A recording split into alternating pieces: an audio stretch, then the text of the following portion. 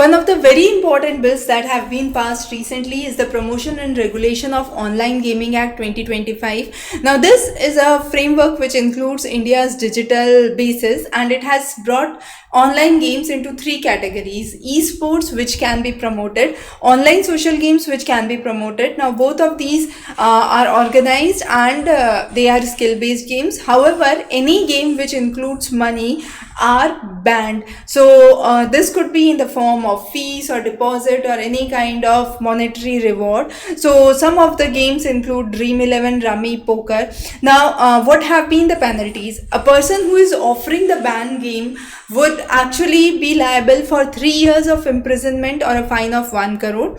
For advertising, it would be 2 years of imprisonment and 50 lakhs of fine.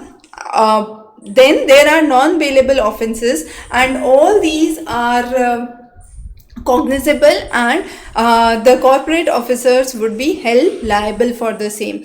However, the positive gaming has been promoted. It would include the esports under the Ministry of Youth Affairs and Sports, regulatory bodies which would handle the games, their registration, and authorities which would actually enforce them.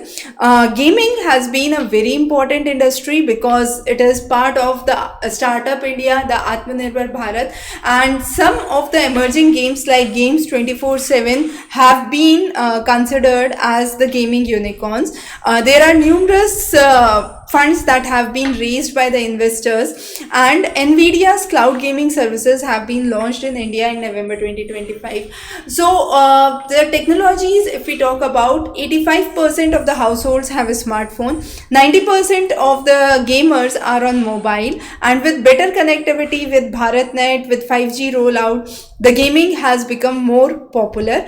To support the gaming, there have been various regulatory frameworks. For example, IT Act 2020, which bans nearly 1500 betting and gambling platforms which have been blocked in the last 3 to 5 years.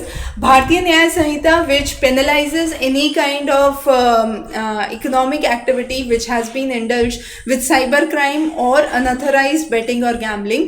Then IGCST, which talks about any illegal or offshore gaming must comply with the GST norms. If they are non-compliant, they would be blocked immediately.